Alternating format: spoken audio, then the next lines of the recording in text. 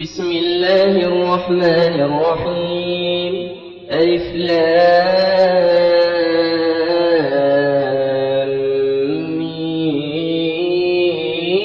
ميم صاد.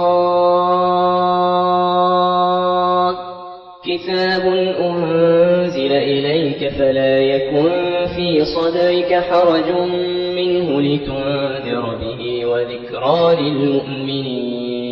اتبعوا ما أنزل إليكم من ربكم ولا تتبعوا من دونه أولياء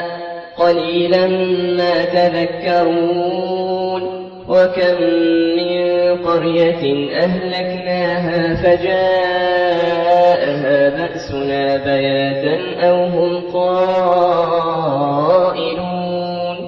فما كان دعواهم إذ جاءهم بأسنا إلا أن قالوا إنا كنا ظالمين. فلنسألن الذين أرسل إليهم ولنسألن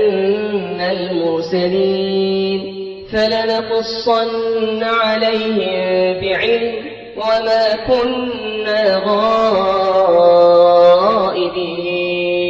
والوزن يومئذ الحق فمن ثقلت موازينه فأولئك هم المفلحون.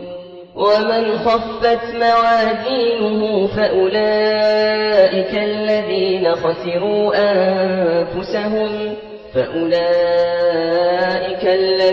خسروا أنفسهم بما كانوا بآياتنا يظلمون.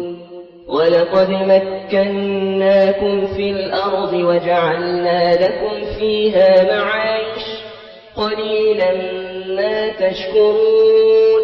ولقد خلقناكم ثم صورناكم ثم قلنا للملائكة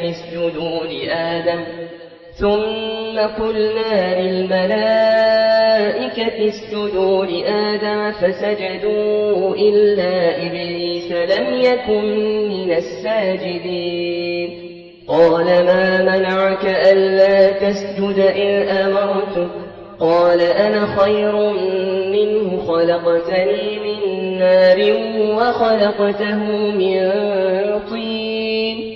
قال فاهبط منها فما يكون لك أن تتكبر فيها فاخرج إنك من الصاغرين. قال أنظرني إلى يوم يبعثون. قال إنك من المنظرين. قال فبما أغويتني لأقعدن لهم صراطك المستقيم ثم لآتينهم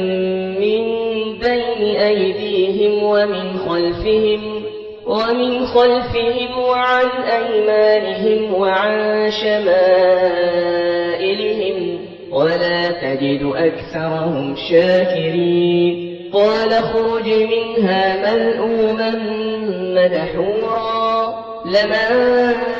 تبعك منهم لأملأن جهنم منكم أجمعين. ويا آدم اسكن أنت وزوجك الجنة فكلا من حيث شئتما ولا تقربا هذه الشجرة فتكونا من الظالمين. فوسوس لهما الشيطان ليبدي لهما ما وري عنهما من سوآتهما وقال ما نهاكما ربكما عن هذه الشجرة إلا أن تكونا ملكين أو تكونا من الخالدين. وقاسمهما إني لكما لمن الناصحين. فدلاهما بغرور فلما ذاقا الشجرة بدت لهما سوآتهما وطفقا يخصفان عليهما من ورق الجنة وناداهما ربهما تلكما الشجرة وأقل لكما إن الشيطان لكما عدو مبين قالا ربنا ظلمنا أنفسنا وإن لم تغفر لنا وترحمنا لنكونن من الخاسرين ربنا ظلمنا أنفسنا وإن لم تغفر لنا وترحمنا لنكونن من الخاسرين قالا ربنا ظلمنا أنفسنا وإن لم تغفر لنا وترحمنا لنكونن من الخاسرين قال اهبطوا بعضكم لبعض عدو ولكم في الأرض مستقر ومتاع إلى حين قال فيها تحيون وفيها تموتون ومنها تخرجون يا بني آدم قد أنزلنا عليكم لباسا يواري سوآتكم وريشا ولباس التقوى ذلك خير ذلك من آيات الله لعلهم يذكرون يا بني آدم لا يفتننكم الشيطان كما أخرج أبويكم من الجنة ينزع عنهما لباسهما ليريهما سوآتهما إنه يراكم هو وقبيله من حيث لا ترونهم إنا جعلنا الشياطين أولياء للذين لا يؤمنون وإذا فعلوا فاحشة قالوا وجدنا عليها آباءنا والله أمرنا بها قل إن الله لا يأمر بالفحشاء أتقولون على الله ما لا تعلمون قل أمر ربي بالقسط وأقيموا وجوهكم عند كل مسجد وادعوه مخلصين له الدين كما بدأكم تعودون فريقا هدى وفريقا حق عليهم الضلالة إنهم اتخذوا الشياطين أولياء من دون الله ويحسبون أنهم مهتدون يا بني آدم خذوا زينتكم عند كل مسجد وكلوا واشربوا ولا تسرفوا إنه لا يحب المسرفين قل من حرم زينة الله التي أخرج لعباده والطيبات من الرزق قل هي للذين آمنوا في الحياة الدنيا خالصة يوم القيامة كذلك نفصل الآيات لقوم يعلمون قل إنما حرم ربي الفواحش ما ظهر منها وما بطن والإثم والبغي بغير الحق وأن تشركوا بالله ما لم ينزل به سلطانا وأن تقولوا على الله ما لا تعلمون ولكل أمة أجل فإذا جاء أجلهم لا يستأخرون ساعة ولا يستقدمون يا بني آدم إما يأتينكم رسل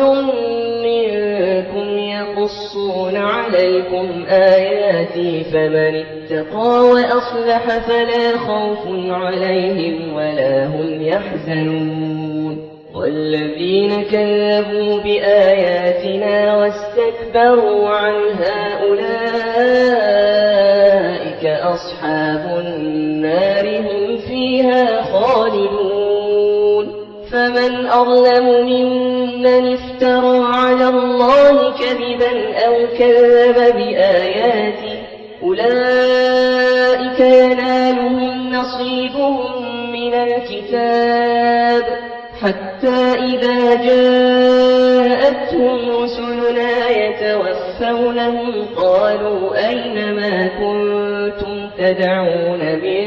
دون الله قالوا ضلوا عنا وشهدوا على أنفسهم أنهم كانوا كافرين قال ادخلوا في قد خلت من قبلكم من الجن والإنس في النار كلما دخلت أمة لعنت أختها حتى إذا اداركوا فيها جميعا قالت أخراهم لأولاهم ربنا هؤلاء أضلونا فآتهم حتى إذا اداركوا فيها جميعا قالت أخراهم لأولاهم ربنا هؤلاء أضلونا فآتهم عذابا ضعفا من النار قال لكل ضعف ولكن لا تعلمون وقالت أولاهم لأخراهم فما كان لكم علينا من فضل فذوقوا العذاب بما كنتم تكسبون إن الذين كذبوا بآياتنا واستكبروا عنها لا تفتح لهم أبواب السماء ولا يدخلون الجنة حتى يلج الجمل في سم الخياط وكذلك نجزي المجرمين لهم من جهنم مهاد ومن فوقهم غواش وكذلك نجزي الظالمين والذين آمنوا وعملوا الصالحات لا نكلف نفسا إلا وسعها أولئك أصحاب الجنة هم فيها خالدون ونزعنا ما في صدورهم من غل تجري من تحتها الأنهار وقالوا الحمد لله الذي هدانا لهذا وما كنا لنهتدي لولا أن هدانا الله لقد جاءت رسل ربنا بالحق ونودوا أن تلكم الجنة أورثتموها بما كنتم تعملون ونادى أصحاب الجنة أصحاب النار أن قد وجدنا ما وعدنا ربنا حقا فهل وجدتم ما وعد ربكم حقا قالوا نعم فأذن مؤذن بينهم اللعنة الله على الظالمين الذين يصدون عن سبيل الله ويبغونها عوجا وهم بالآخرة كافرون وبينهما حجاب وعلى الأعراف رجال يعرفون كلا بسيماهم ونادوا أصحاب الجنة أن سلام عليكم لم يدخلوها وهم يطمعون وإذا صرفت أبصارهم تلقاء أصحاب النار قالوا ربنا لا تجعلنا مع القوم الظالمين. ونادى أصحاب الأعراف رجالا يعرفونهم بسيماهم قالوا ما أغنى عنكم جمعكم وما كنتم تستكبرون أهؤلاء الذين أقسمتم لا ينالهم الله برحمة ادخلوا الجنة لا خوف عليكم ولا أنتم تحزنون. ونادى أصحاب النار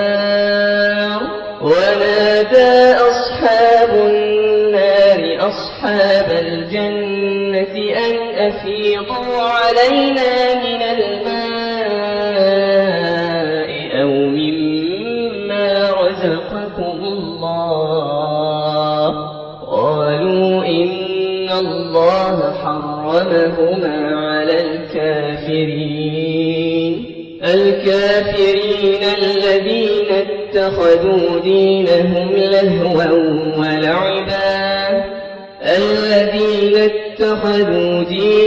لهوا ولعبا وغرتهم الحياة الدنيا فاليوم ننساهم كما نسوا لقاء يومهم هذا وما كانوا بآياتنا يجحدون. ولقد جئناهم بكتاب فصلناه على علم هدى ورحمة لقوم يؤمنون. هل ينظرون إلا تأويله يوم يأتي تأويله يقول الذين نسوه من قبل قد جاءت رسل ربنا بالحق فهل لنا من شفعاء فيشفعوا لنا أو نرد فنعمل غير الذي كنا نعمل قد خسروا أنفسهم وضل عنهم ما كانوا يفترون. إن ربكم الله الذي خلق السماوات والأرض في 6 أيام ثم استوى على العرش يغشي الليل النهار يطلبه حثيثا والشمس والقمر والنجوم مسخرات بأمره ألا له الخلق والأمر تبارك الله رب العالمين. ادعوا ربكم تضرعا وخفية إنه لا يحب المعتدين. ولا تفسدوا في الأرض بعد إصلاحها وادعوه خوفا وطمعا إن رحمة الله قريب من المحسنين. وهو الذي يرسل الرياح بشرا بين يدي رحمته حتى إذا أقلت سحابا ثقالا سقناه لبلد ميت فأنزلنا به الماء فأخرجنا به من كل الثمرات كذلك نخرج الموتى لعلكم تذكرون. والبلد الطيب يخرج نباته بإذن ربه والذي خبث لا يخرج إلا نكدا كذلك نصرف الآيات لقوم يشكرون. لقد أرسلنا نوحا إلى قومه فقال يا قوم اعبدوا الله ما لكم من إله غيره إني أخاف عليكم عذاب يوم عظيم.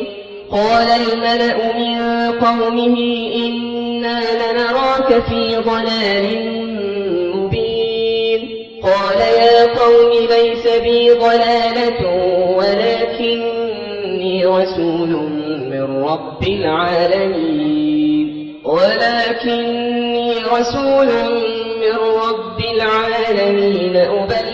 أبلغكم رسالات ربي وأنصح لكم وأعلم من الله ما لا تعلمون أوعجبتم أن جاءكم ذكر من ربكم على رجل منكم لينذركم ولتتقوا ولعلكم ترحمون فكذبوه فأنجيناه والذين معه في الفلك وأغرقنا الذين كذبوا بآياتنا إنهم كانوا قوما عمين وإلى عاد أخاهم هودا قال يا قوم اعبدوا الله ما لكم من إله غيره أفلا تتقون قال الملأ الذين كفروا من قومه إنا لنراك في سفاهة وإنا لنظنك من الكاذبين قال يا قوم ليس بي سفاهة ولكني رسول من رب العالمين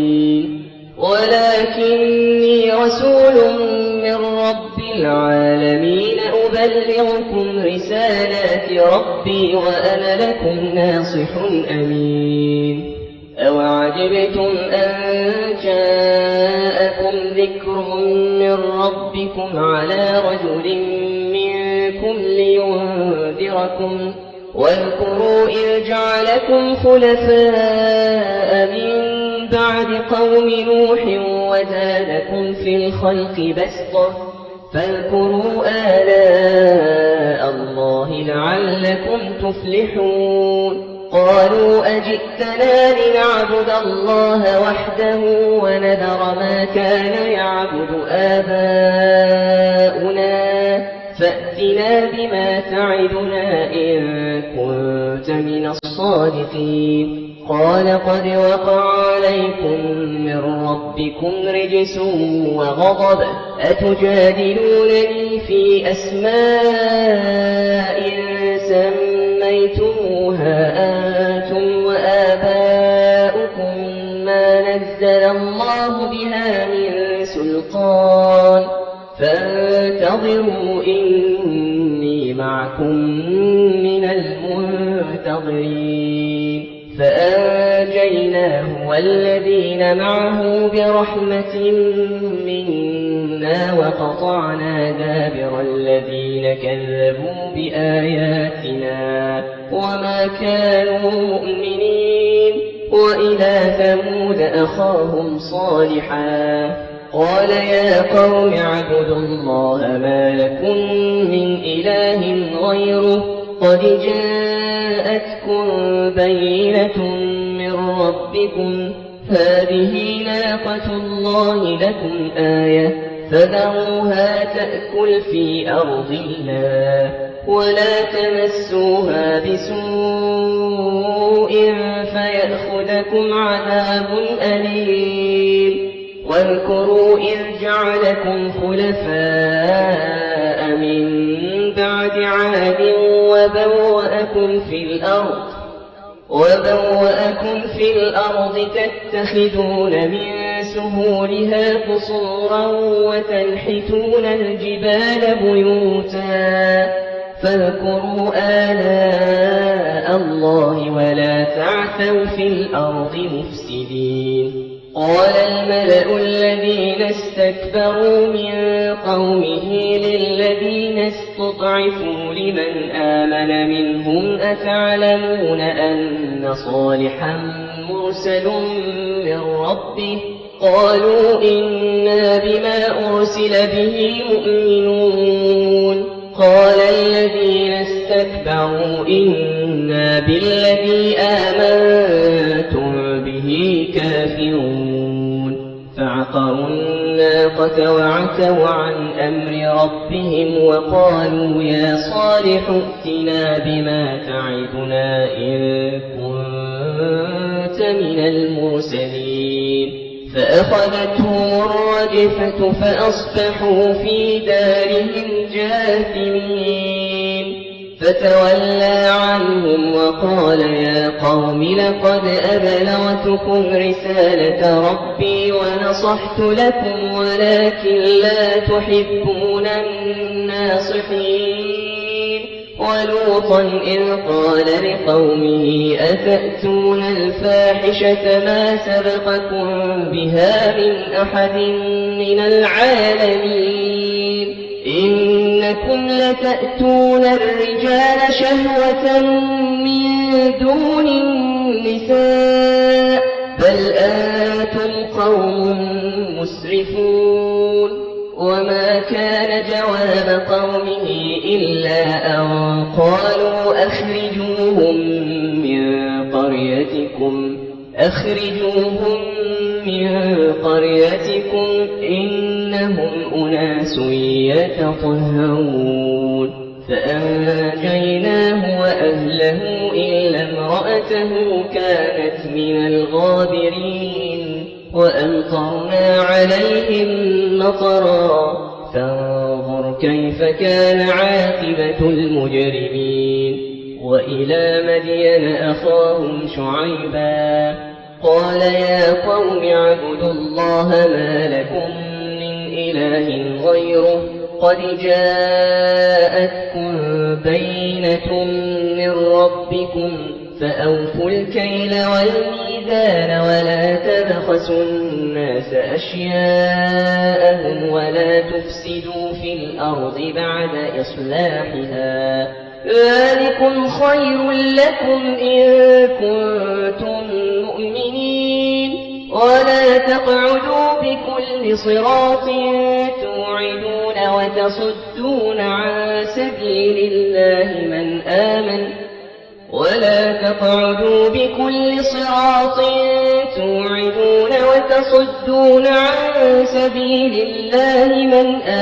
به وتبغونها عوجا واذكروا إذ كنتم قليلا فكثركم وانظروا كيف كان عاقبة المفسدين وإن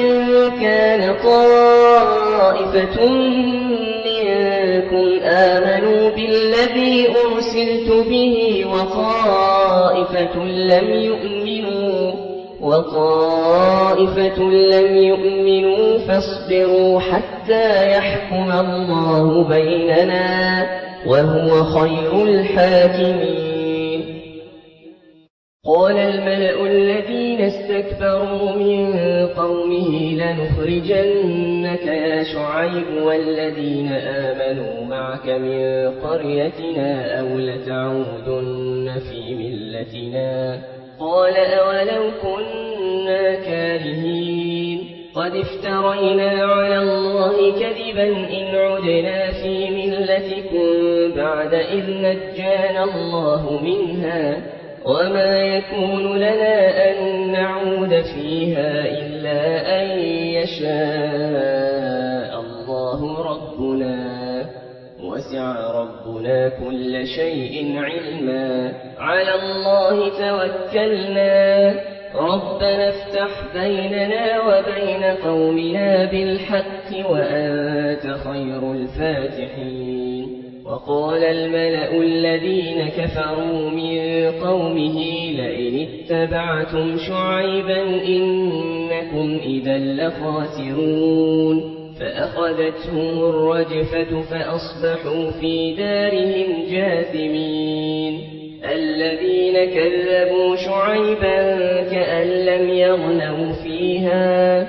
الذين كذبوا شعيبا كانوا هم الخاسرين فتولى عنهم وقال يا قوم لقد أبلغتكم رسالات ربي ونصحت لكم فكيف آسى على قوم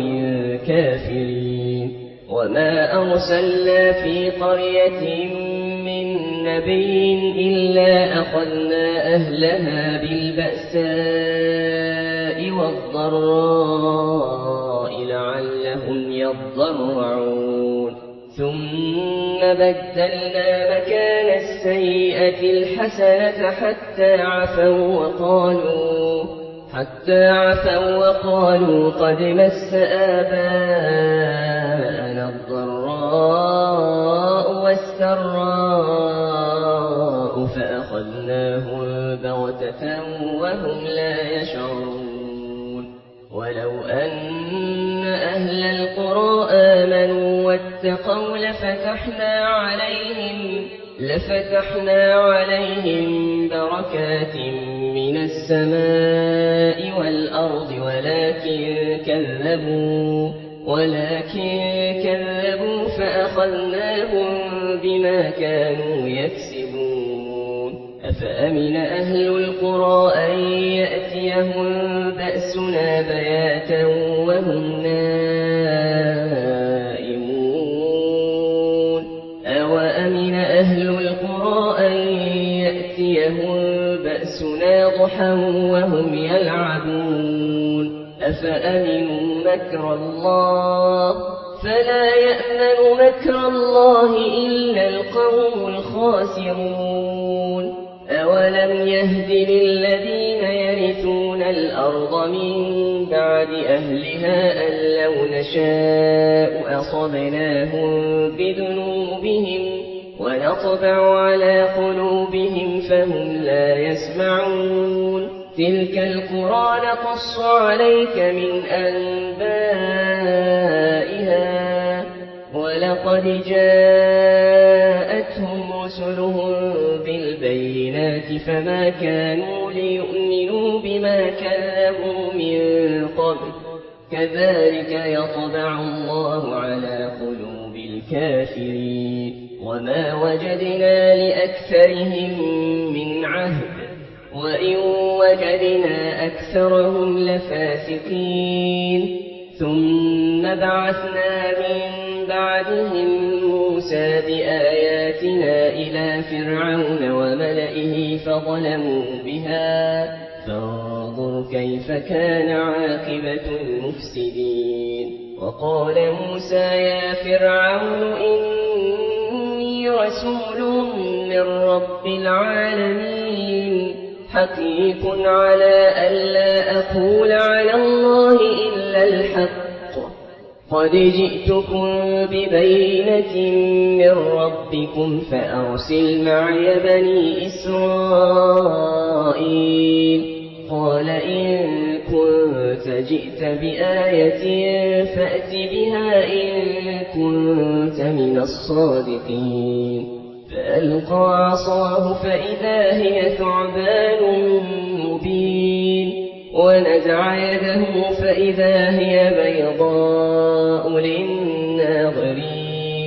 قال الملأ من قوم فرعون إن هذا لساحر عليم يريد أن يخرجكم من أرضكم فماذا تأمرون قالوا أرجه وأخاه وأرسل في المدائن حاشرين يأتوك بكل ساحر عليم وجاء السحرة فرعون قالوا إن لنا لأجرا إن كنا نحن الغالبين قال نعم وإنكم لمن المقربين قالوا يا موسى إما أن تلقي وإما أن نكون نحن الملقين قال ألقوا فلما ألقوا سحروا أعين الناس واسترهبوهم وجاءوا بسحر عظيم وأوحينا إلى موسى أن ألق عصاك فإذا هي تلقف ما يأفكون فوقع الحق وبطل ما كانوا يعملون فغلبوا هنالك وانقلبوا صاغرين وألقي السحرة ساجدين قالوا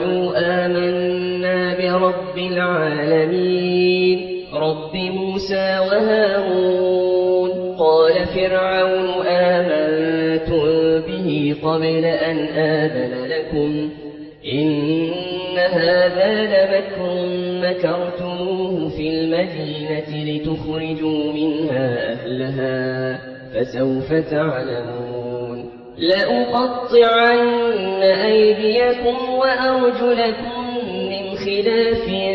ثم لأصلبنكم أجمعين. قالوا إنا إلى ربنا منقلبون. وما تنقم منا إلا أن آمنا بآيات ربنا لما جاءتنا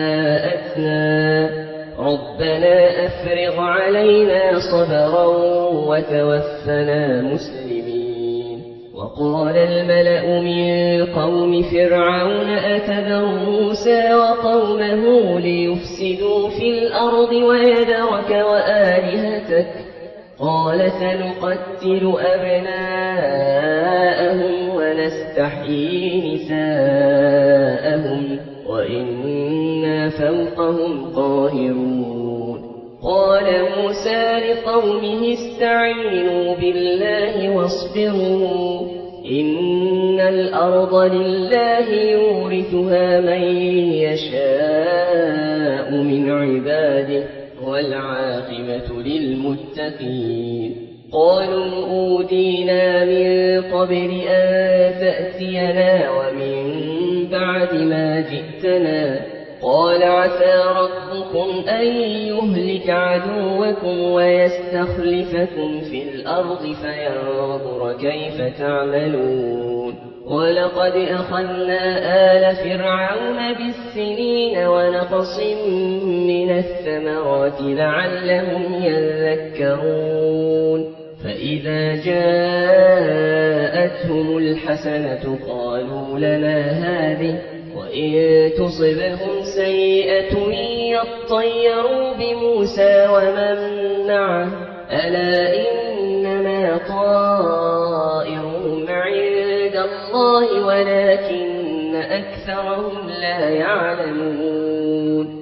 وقالوا مهما تأتنا به من آية لتسحرنا بها فما نحن لك بمؤمنين. فأرسلنا عليهم الطوفان والجراد والقمل والضفادع والدم آيات مفصلات فاستكبروا وكانوا قوما مجرمين. ولما وقع عليهم الرجز قالوا يا موسى ادع لنا ربك بما عهد عندك لئن كشفت عنا الرجز لنؤمنن لك ولنرسلن معك بني إسرائيل.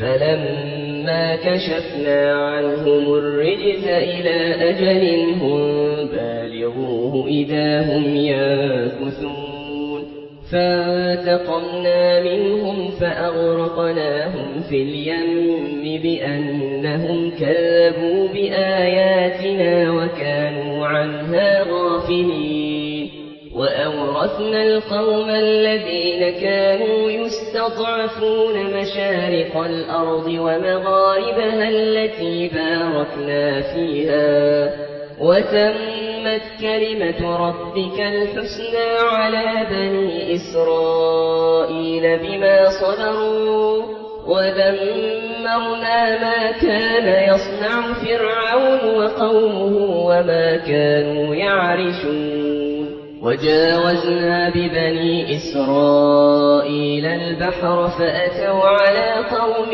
يعكفون على أصنام لهم قالوا يا موسى اجعل لنا إلها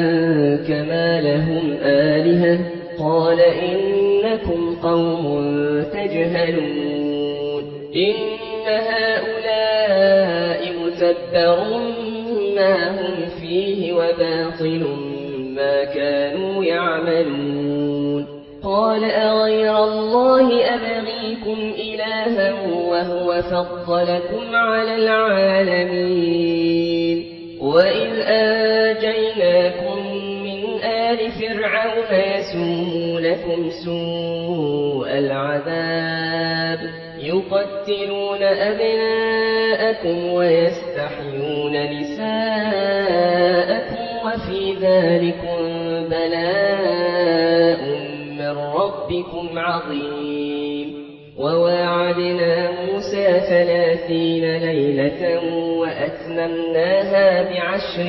فتم ميقات ربه 40 ليلة وقال موسى لأخيه هارون اخلفني في قومي وأصلح ولا تتبع سبيل المفسدين ولما جاء موسى لميقاتنا وكلمه ربه قال رب أرني أنظر إليك قال لا تراني ولكن انظر إلى الجبل فإن استقر مكانه فسوف تراني فلما تجلى ربه للجبل جعله دكا وخر موسى صعقا فلما أفاق قال سبحانك تبت إليك وأنا أول المؤمنين قال يا موسى إني اصطفيتك على الناس برسالاتي وبكلامي فخذ ما آتيتك وكن من الشاكرين وكتبنا له في الألواح من كل شيء موعظة وتفصيلا لكل شيء فخذها بقوة وأمر قومك يأخذوا بأحسنها سأريكم دار الفاسقين سأصرف عن آياتي الذين يتكبرون في الأرض بغير الحق وإن يروا كل آية لا يؤمنوا بها وإن يروا سبيل الرشد لا يتخذوه سبيلا وإن يروا سبيل الغي يتخذوه سبيلا ذلك بأنهم كذبوا بآياتنا وكانوا عنها غافلين والذين كذبوا بآياتنا ولقاء الآخرة حبطت أعمالهم هل يجزون إلا ما كانوا يعملون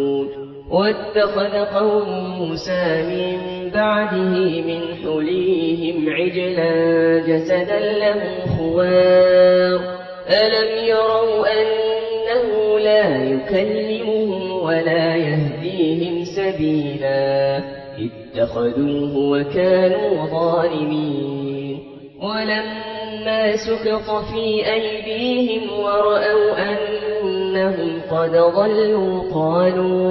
قالوا لئن لم يرحمنا ربنا ويغفر لنا لنكونن من الخاسرين ولما رجع موسى إلى قومه غضبان أسفا قال بئس ما خلفتموني من بعدي أعجلتم أمر ربكم وألقى الألواح وأخذ برأس أخيه يجره إليه قال ابن أم إن القوم استضعفوني وكادوا يقتلونني فلا تشمت بي الأعداء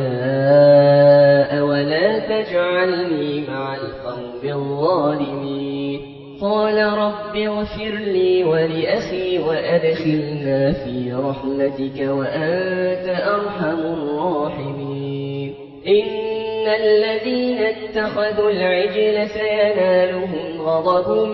من ربهم وذلة في الحياة الدنيا وكذلك نجزي المفترين والذين عملوا السيئات ثم تابوا من بعدها وآمنوا إن ربك من بعدها لغفور رحيم ولما سكت عن موسى الغضب أخذ الألواح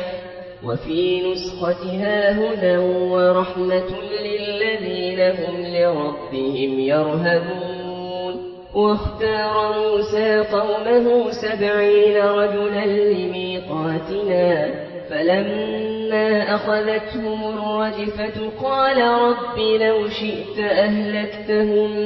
من قبل وإياي أتهلكنا بما فعل السفهاء منا إن هي إلا فتنتك تضل بها من تشاء وتهدي من تشاء أنت ولينا فاغفر لنا وارحمنا وأنت خير الغافرين واكتب لنا في هذه الدنيا حسنة وفي الآخرة إنا هدنا إليك قال عذابي أصيب به من أشاء ورحمتي وسعت كل شيء فسأكتبها للذين يتقون ويؤتون الزكاة والذين هم بآياتنا يؤمنون الذين يتبعون الرسول النبي الأمي الذي يجدونه مكتوبا عندهم في التوراة والإنجيل يأمرهم بالمعروف وينهاهم عن المنكر ويحل لهم الطيبات ويحرم عليهم الخبائث ويضع عنهم إصرهم والأغلال التي كانت عليهم فالذين آمنوا به وعزروه ونصروه واتبعوا النور الذي أنزل معه أولئك هم المفلحون قل يا أيها الناس إني رسول الله إليكم جميعا الذي له ملك السماوات والأرض لا إله إلا هو يحيي ويميت فآمنوا بالله ورسوله النبي الأمي الذي يؤمن بالله وكلماته واتبعوه لعلكم تهتدون ومن قوم موسى أمة يهدون بالحق وبه يعدلون وقطعناهم 12 أسباطا أمما وأوحينا إلى موسى إذ استسقاه قومه أن اضرب بعصاك الحجر فانبجست منه 12 عينا قد علم كل أناس مشربهم وظللنا عليهم الغمام وأنزلنا عليهم المن والسلوى كلوا من طيبات ما رزقناكم وما ظلمونا ولكن كانوا أنفسهم يظلمون وإذ قيل لهم اسكنوا هذه القرية وكلوا منها حيث شئتم وقولوا حطة وادخلوا الباب سجدا نغفر لكم خطيئاتكم سنزيد المحسنين فبدل الذين ظلموا منهم قولا غير الذي قيل لهم فأرسلنا عليهم رجزا من السماء بما كانوا يظلمون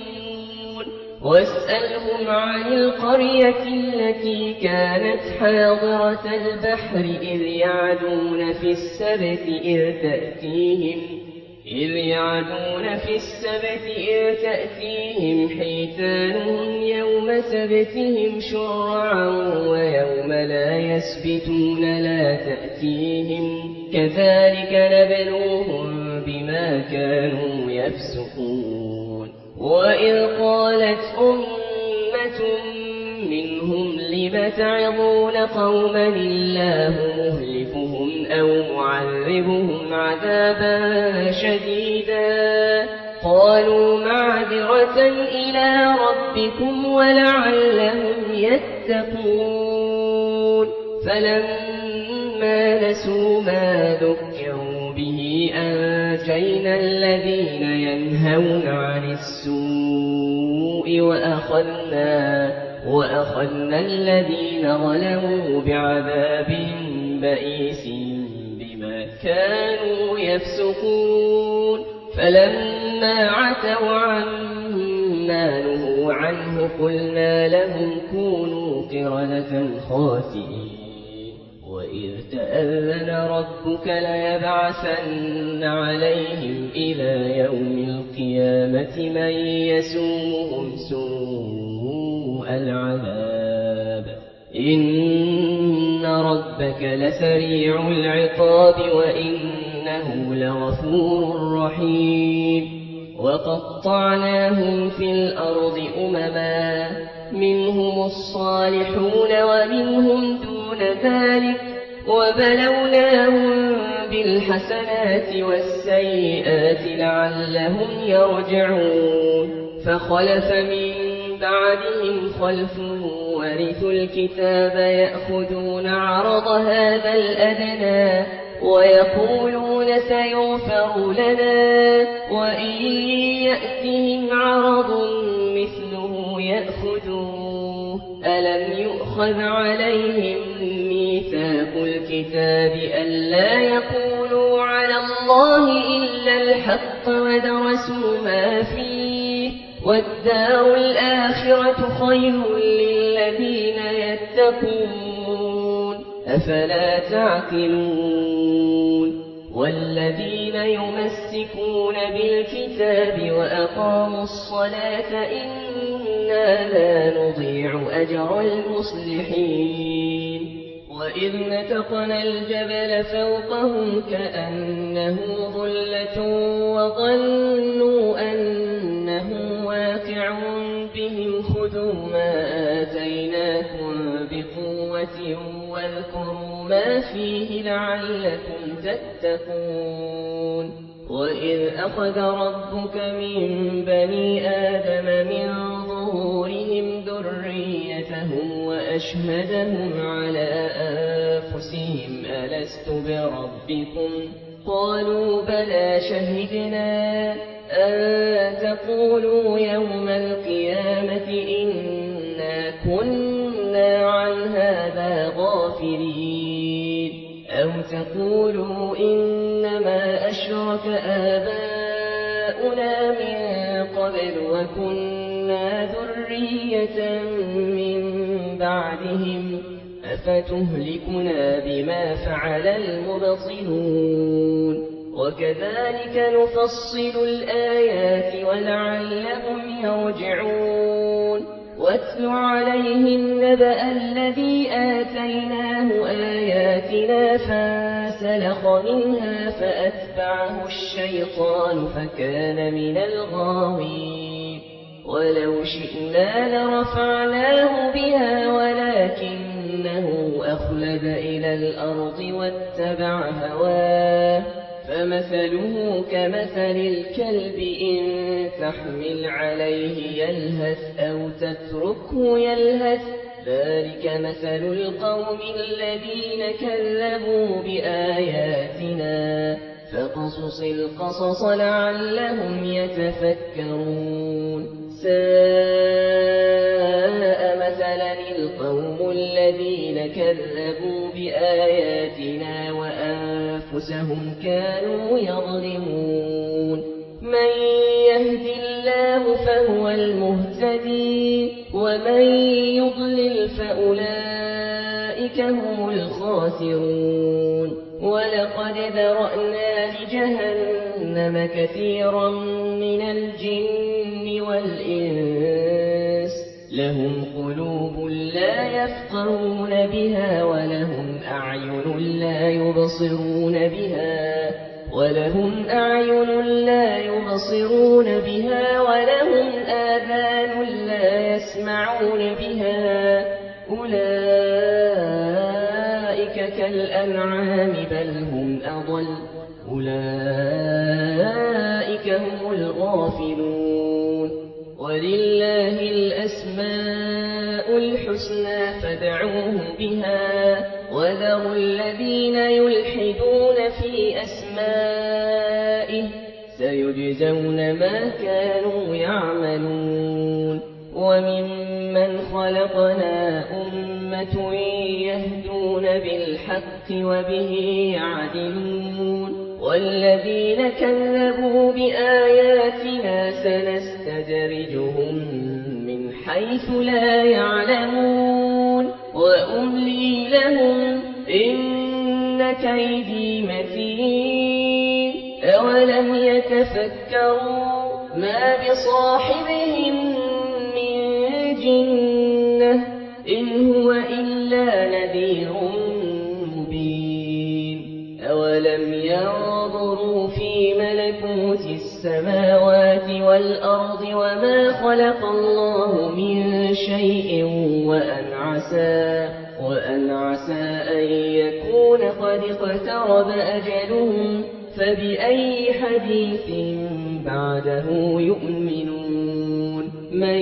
يضلل الله فلا هادي له ويذرهم في طغيانهم يعمهون يسألونك عن الساعة أيان مرساها قل إنما علمها عند ربي لا يجليها لوقتها إلا هو ثقلت في السماوات والأرض لا تأتيكم إلا بغتة يسألونك كأنك حفي عنها قل إنما علمها عند الله ولكن أكثر الناس لا يعلمون قل لا أملك لنفسي نفعا ولا ضرا إلا ما شاء الله ولو